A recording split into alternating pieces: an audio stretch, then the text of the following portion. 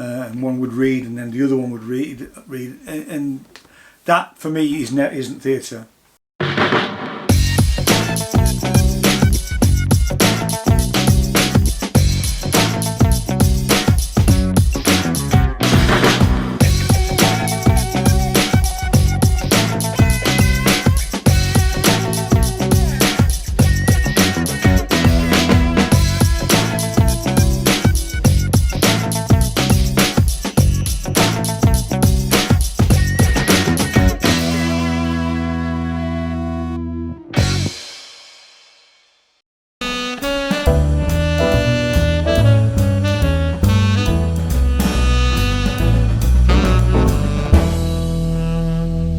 Hello YouTube, we're back again.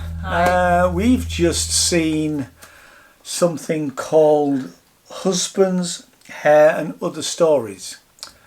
Now this is on the Fringe player, and we had to, there's a slight confusion here because we couldn't watch it till 7 o'clock this evening. Now I don't actually know if it was live on the other end, but it's an online scheduled performance.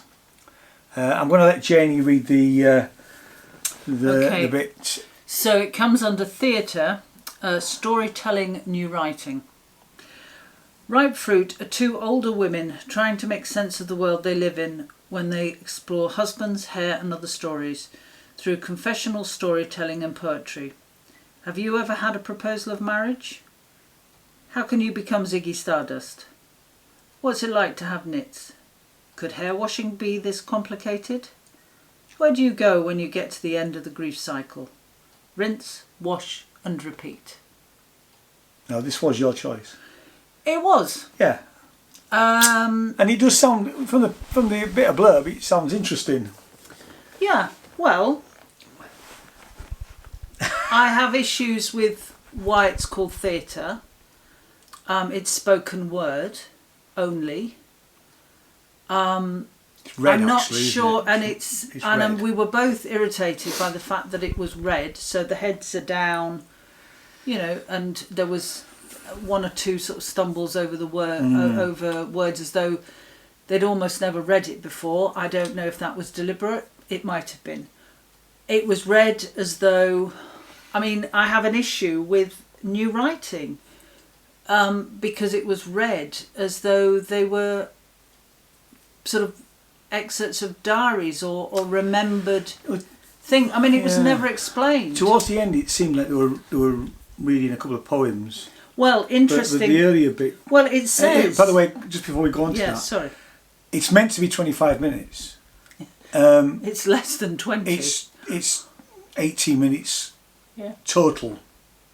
And thank God for that, really, to be honest, because I was irritated within the first few minutes when we've got these two ladies looking up and down all the time, and one would read and then the other one would read, and that for me isn't theatre.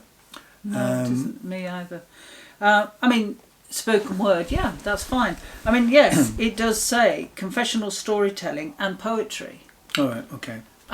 So, and I'm afraid the poetry sort of, I didn't. Well, look, I was very unengaged by the end of it. I'm glad you said that, because so was I. I was completely unengaged. I mean, it wasn't quite what I expected. No, it wasn't. Neither was it for me. I mean, we were obviously of a similar age because when they were talking about hairstyles, it was from, I think one of them referenced Suzi Quatro in 72. Well, that's, you know, the 70s was my era. One lady seemed to be, because she talked about London, and the other lady was obviously from Scotland and talked about, was it Glasgow tenements or Edinburgh tenements? Edinburgh tenements. Edinburgh tenements. So there is this sort of, I mean, the group, they call themselves Ripe Fruit, these two ladies. And there was, when they started talking about the hairstyles, the lady from Edinburgh was talking about beehives and things. Well, they're from the 60s. Well, I don't, but... Did you talk about beehives? Yeah, she did. Because he talks about a coconut coat, which is... Yeah. I don't remember the beehive. But there was a then. brief one, it was right at the beginning. Oh, right, it was a very brief, and I'm thinking, so is that and I mean, and I'm sorry, I have forgot. I mean, maybe she was referencing a mother or an older person. I don't know. But then the bits from the 70s, it was as though they were reading their diaries. Yeah. But because there was no context, they just gave subtitles like hair, and they actually talked about husbands initially. Yeah.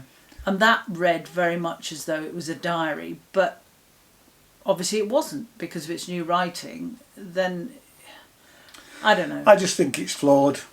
I mean, I think it's such a shame because... Well, it is such a shame. It's mercifully short, to be honest. And, I mean, I did turn around to you after about 10 minutes and said, you know, how long do you want to stick with this?